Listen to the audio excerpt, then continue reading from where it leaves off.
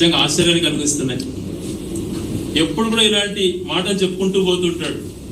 సంపద సృష్టించేది ప్రజలకు వాళ్ళు నేర్చుకుంటారు, కానీ నీకు చెప్పేది సంపద సృష్టించిన తర్వాత నువ్వు పంచడమే. ప్రజలు ఇబ్బందుల్లో ఉన్నప్పుడు ప్రభుత్వం ఆదుకోవాలి. కరోనా టైంలో ప్రజలు ఇబ్బందులు ఉన్నారు అని చెప్పి ఆ 2 సంవత్సరాలు కూడా ఎక్కడ ఆగకుండా స్కీమ్స్ ఇచ్చిన వ్యక్తి జగన్మోహన్ రెడ్డి గారు.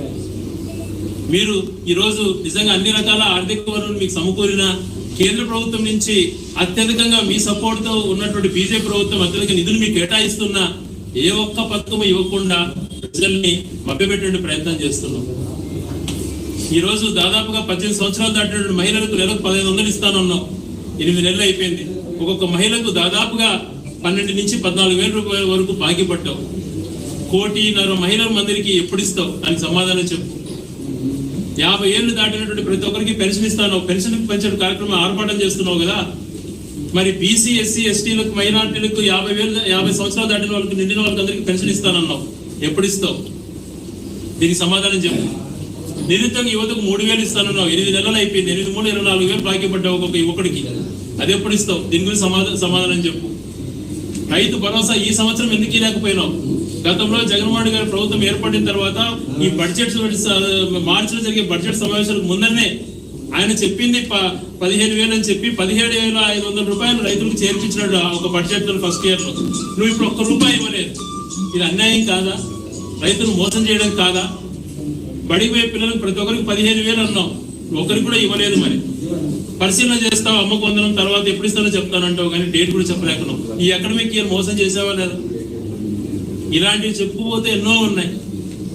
తర్వాత ఆశ్చర్యం కలిగించింది ఏంటంటే ఇరిగేషన్ గురించి నువ్వు మాట్లాడటం. ఏ అవగాహనతో నువ్వు మాట్లాడుతున్నావు చంద్రబాబు నాయుడు గారు? 94లో ఎన్టీ రామారావు గారిని దింపి మీరు కుర్చీ ఎక్కి మోసపూరితంగా వెనుపోటు పడిచి ముఖ్యమంత్రి అయిన తర్వాత 10 సంవత్సరాలలో ఒక్క ప్రాజెక్ట్ అన్నా నువ్వు టేకప్ చేసావా?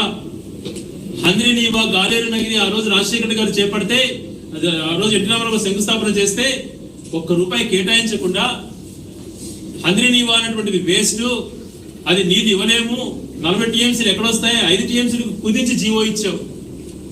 గెండికోట ఈ రోజు ఏకైక రిజర్వాయర్ మనకు స్టోరేజ్ ఉన్న ప్రాంతం గెండికోట రిజర్వాయర్ ని, ఇది పెన్నాకు సంబంధించినటువంటి డ్యాము. పెన్నాలో నీళ్ళు ఎప్పుడు వస్తాయి? 20 టీఎంసీలకు ఎందుకు అని చెప్పి 3 టీఎంసీలు కుదించి నువ్వు దాన్ని జీవో ఇచ్చినావు. అటువంటిది మహనీయుడు, ఆదర్శమూర్తి, రైతు బాంధవుడు రాజశేఖరుడు ముఖ్యమంత్రి అయిన తర్వాత హంద్రీనీవా శంకుస్థాపన చేసి 5 సంవత్సరాల పీరియడ్ లో హంద్రీనీవా కృష్ణా నుంచి ఈరోజు అడవిపల్లి వరకు కాలువలు 90% అయినాయంటే ఆయన పుణ్యమా కాదా అని చెప్పి నేను ప్రశ్నిస్తున్నా. గాలేరు నగర్ అయితేనేమి, గెండికోట 27 టీఎంసీలకు నిర్మించినటువంటిది ప్రాజెక్ట్ అయితేనేమి, ఆ గెండికోటలో పూర్తి స్థాయిలో నీళ్లు నింపినటువంటి చరిత్ర జగన్మోహన్ రెడ్డి గారు. ఈ రోజు నువ్వు మభ్యపెట్టినటువంటి మాటలు మాట్లాడుతున్నావు. ఆ రోజు పోతిరెడ్డిపాడు రాజశేఖర్ గారు చేస్తే నువ్వు ఆ రోజు కృష్ణా బ్యారేజ్ దగ్గర మీ పార్టీ వాళ్ళతో ధర్నా చేయించినావు. నువ్వు ఇరిగేషన్ గురించి, రాయలసీమ వాసుల గురించి మాట్లాడితే నిజంగా నవ్వొస్తుంది. మరి ఈరోజు పోతిరెడ్డిపాడు ఆ రోజు రాజశేఖర్ గారు చేయడం పుణ్యమే కదా ఈ రోజు నీళ్ళు వస్తున్నాయి కృష్ణా జలాలు. మరి 7 నెలలు ఇన్ఫ్లో ఉన్నటువంటి కృష్ణాలో కంటిన్యూస్ గా శ్రీశైలంలో 7 నెలలు ఇన్ఫ్లో ఉన్నాయి. ఈ రోజు డెడ్ స్టోరేజ్ నీళ్లు తోడేశారు.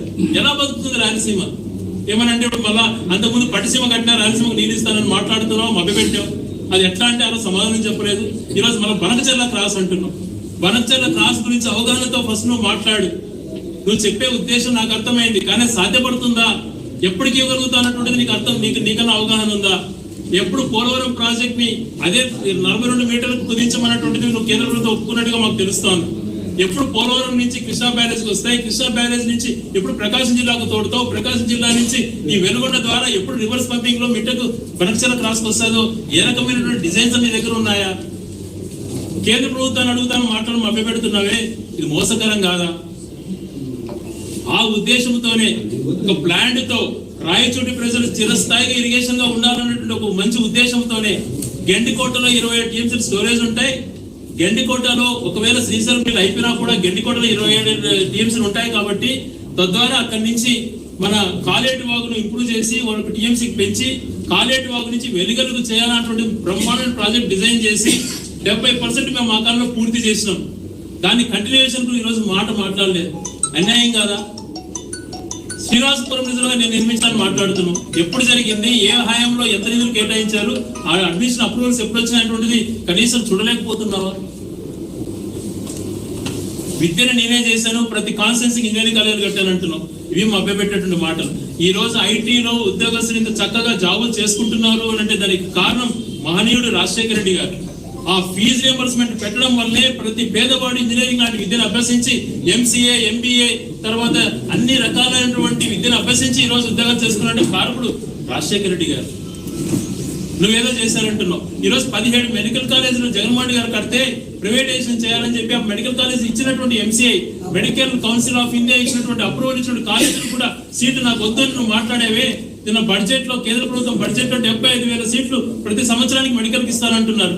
అదే కానీ నువ్వు టేకప్ చేసుకోవాలంటే ఈ రోజు మెడికల్ కాలేజీలకు ఎంత మంచి జరిగిండేదో ఒకసారి ఆలోచన చేసి చంద్రబాబు నాయుడు గారు అని చెప్పి మేము ప్రశ్నిస్తున్నాను.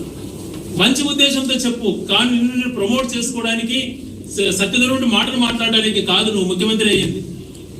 ఒక అవగాహనతో ఒక క్లారిటీతో ఉండాలి ముఖ్యమంత్రి అంటే.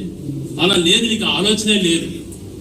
మెడికల్ కాలేజీలు వద్దంటే మరి ఇదే ప్రాంతంలో ఈరోజు రాయచూటి ప్రాంతానికి వచ్చావు, ఒక కాలేజ్ ప్రకటించావా? జూనియర్ కాలేజ్, మహిళా జూనియర్ కాలేజ్ కావాలంటే ఆ రోజు దివంగత రాజశేఖర్ గారు ఇచ్చారు. మహిళా డిగ్రీ కాలేజ్ కావాలంటే రాష్ట్రంలో 2 కాలేజీలు ఇస్తే ఒక రాయచూటి తాగినాం. గౌరవనీయులు రాజశేఖర రెడ్డి గారి ఆదేశాలతో ఆ రోజు పాలిటెక్నిక్ కాలేజ్ సాధించుకున్నాం.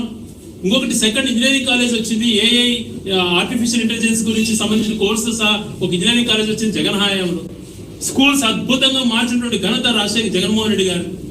ఇంగ్లీష్ మీడియం తేవాలా, ప్రజలు చైతన్యవంతం చేయాలా. ఈరోజు ఐటీని ప్రమోట్ చేస్తానంటున్నావే, ఇంగ్లీష్ వస్తే కదా వాళ్ళు ఐటీలో ప్రమోట్ అయ్యేది. ఇంగ్లీష్ మీడియం వద్దు అని చెప్పి ద్వేషించిన వ్యక్తివి కదా నువ్వు. మరి ఎవరికి చెప్తావు? క్షమాపణ చెప్పాలి ఇవన్నింటిని నువ్వు తప్పు చేసినందుకు. అలా కాకుండా మభ్యపెట్టినటువంటి మాటలతో మసిపూసి మారేడుకాయ చేసి ఏదో నాకే తెలుసు, నేనే హైదరాబాద్ నిర్మించాను 21 సంవత్సరాల తర్వాత కూడా ఇంకా నువ్వు చెప్పుకుంటున్నావు అంటే నవ్వడం తప్పితే ఏమి చేయలేకపోతున్నావు. నీకున్నటువంటి వనరులు నీ యొక్క ఆ మాట చెప్పడము, ఇలా మభ్యపెడుతూ పోవడము, అనుకున్న మీడియాలో రాయించుకుంటూ ప్రజెంట్ చేసుకోవడం, ఇదేనా? మరి కొంతమంది విద్యార్థులు నిన్న లేచి మెడికల్ కాలేజ్ ప్రైవేటైజేషన్ చేయదయ్యా, దాదాపుగా 80 ఎకరాలు అక్వైర్ చేసి రాయచూట్లో నీట్ గా పెట్టేసాం, జీవోతో సహా వచ్చింది. కేవలం అడ్మిషన్ శాంక్షన్ ఇస్తే కన్నా పీజీ సెంటర్, యూనివర్సిటీ అంటే మొదలు పెట్టుకోవచ్చు అన్నటువంటిది వాళ్ళు ఎవరో మాట్లాడితే వాళ్ళను సంఘ విద్రోహ శక్తులను తోసిపడేయండి అని మాట్లాడుతూ. నీకు ఆలోచన ఉండాలా, ఆ ప్రాంతంలో ఏదేది గవర్నమెంట్కి అలకేట్ అయిపోయింది ల్యాండ్, ఏకవేమన యూనివర్సిటీతో దాదాపుగా 100 ఎకరాలు అలకేట్ అయింది కదా, దాన్ని నేను ఒక యూనివర్సిటీ చేస్తే ఎంత బాగుంటుంది. ఇట్లాంటి మంచి ఆలోచన చేయకుండా మభ్యపెట్టే కార్యక్రమాలు చేసుకుంటూ పోయినావు తప్పితే ఏమీ చేయలేకపోయినావు. రాయచూటి ప్రజలను పూర్తిగా నిరాశపరిచాం. సీసీ రోడ్డు ఎన్ఆర్ఐజిఎస్ లో గతంలో అనేకమైన జరిగాయి. ఆ కంటిన్యూషన్ ప్రాసెస్ అది కేంద్ర ప్రభుత్వ నిధులతో వచ్చేది. మేము పర్మనెంట్ గా ప్రజలకు ఉండాలా అని చెప్పి ప్రతి గ్రామంలో 1 కోటి రూపాయలతో ఆర్బీకే హెల్త్ సెంటర్స్, తర్వాత సచివాలయ బిల్డింగ్లు కట్టాం. అదే రకంగా సాఫ్ట్వేర్ ఉద్యోగులకు ఉపయోగపడాలని చెప్పి డిజిటల్ లైబ్రరీస్ కన్స్ట్రక్ట్ చేయాలంటే ఆలోచనతో ముందుకు పోయినాం. పాల కేంద్రాలు ఉండాలని చెప్పి, పర్మనెంట్ అసెట్స్ ఉండాలని చెప్పి ఆలోచన చేసాం తప్పితే ఇంకొక రకంగా ఇక్కడ డైవర్ట్ చేయలేదు. ఆదాయం కోసం పోలేదు, మేము పర్మనెంట్ గా ప్రజలకు మంచి జరగాలని ఉద్దేశంతో ఆలోచన చేశాం. ఇది జరిగినటువంటిది. ఈరోజు రాయచూటి అభివృద్ధిలో భాగంగా కంటిన్యూస్ ప్రాసెస్ లో కనీసం ఇవన్నా కొనసాగించే విధంగా చేస్తారు. ఇక్కడ కొత్త కలెక్టరేట్ నిర్మించడానికి నిధులు ఇస్తారు, యూనివర్సిటీకి నిధులు ఇస్తారని చెప్పి ఆశించాం. అవేవి ప్రకటించకపోగా గెండికోట నుంచి వచ్చేటువంటి ప్రాజెక్ట్ ని కనీసం నోటి నుంచి మాట రానియకుండా రైతులు నిరాశపరిచాం. ఈ ప్రాంత ప్రజలను కూడా నిజంగా మోసగిచ్చామని చెప్పి చెప్తూ ఇదే రకం మభ్యపెట్టినటువంటి మాటలు చెప్పుకుంటూ పోతూ రాష్ట్రంలో ఏ స్కీమ్ కూడా ఇవ్వకుండా ఇలాంటి కార్యక్రమాలు చేసుకుంటూ పోవడం దురదృష్టకరం. మేనిఫెస్టో అన్నటువంటిది నువ్వు ఏదైతే చెప్పావో నెరవేర్చే విధంగా ఆలోచన విధానం ఉండాలి, దానికి తగ్గట్టుగా డెవలప్మెంట్ కూడా ఫోకస్ చేయాలి.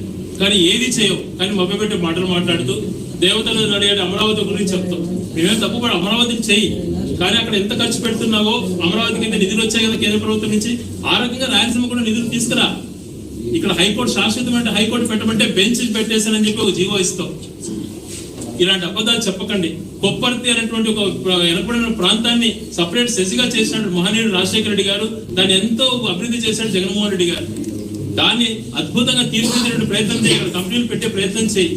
ఇటువంటి చెయ్యి, కానీ యువతను మోసపించిన మాటలు చెప్పొద్దని చెప్పి దయ ఉంచి ఏది చేసావో నువ్వు అంతవరకే చెప్పుకో, కానీ ఏది జరిగిందో అంతా కూడా నీదే అనేటువంటి క్రెడిట్ చేసుకుంటూ ఇదే మభ్యపెట్టిన మాటలతో ఎక్కడో అమెరికా డెవలప్ అవుతుంటే అది నా వల్ల అంటావు, ఎక్కడో ఎవరో కష్టపడుకుంటే సత్యనారాయణ మైక్రో సీఈఓ అయితే నేనే చేశానంటావు. ఇదే పద్ధతిని మారడంలో 20 సంవత్సరాల నుంచి అదే యాంగిల్లో పోతా ఉండు, ప్రజలు నీకు గట్టిగా బుద్ధి చెప్తారు.